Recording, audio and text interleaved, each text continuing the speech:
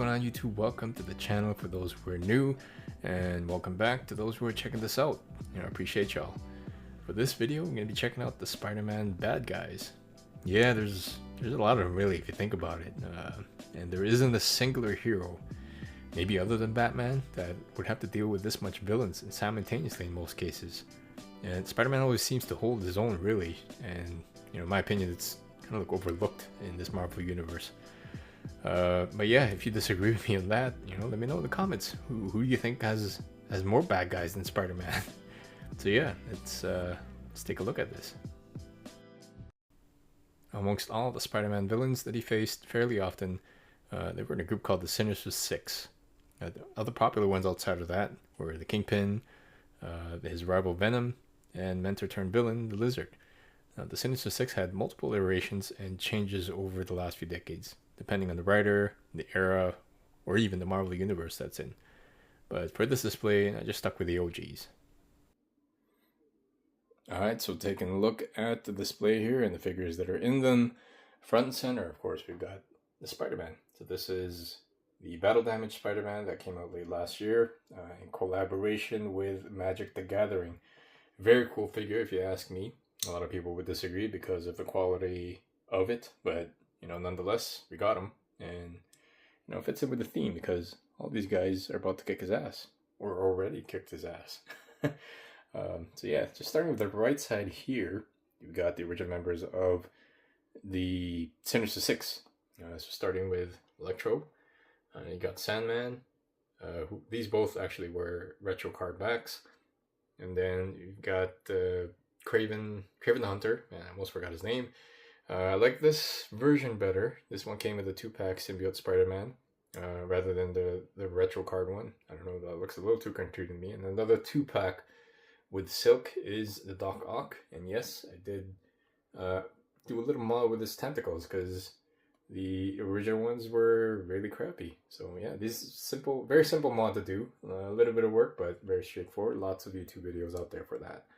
And then we got Old Man Vulture, whom I thought looks so much more sinister than the animated one. Last but not least, we got Mysterio. This is the animated version. I did have the retro card one. I sold that one and got this one. Just because, I don't know, this one looks so much better. Yeah, that's Sinister Six. And then you got the rest of the villains. As I mentioned earlier in the video, there's a couple of villains that I don't have. And that is circumstantially because of the resale value for them. And it's kind of difficult to find where I am. So I don't have Hobgoblin and the Lizard, unfortunately. Hopefully later on, Hasbro decides to restock them, or maybe I get lucky enough to find them for cheap. So yeah, moving on. You've got the Symbiote Brothers. We've got Carnage and Venom. I went with the blue Venom just because this one looks so much better in my opinion. And more kind of like, well, in the comics, he had like a bluish tint, so that one's kind of unique in that manner. And then you've got Carnage from that whole Carnage line pack that came out. I don't know, I thought this one was a little bit more sinister looking than the retro card back one. And then we got Silver Sable. To be honest, I have no idea where to put her.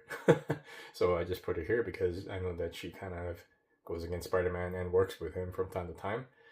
And then we've got the Kingpin, of course, front and center, sort of, not really, but yeah, he's there with Tombstone. Now, I don't have Hammerhead. It would have been cool if I would have wanted to put them kind of like together, so they'd be kind of like the Mafia villains.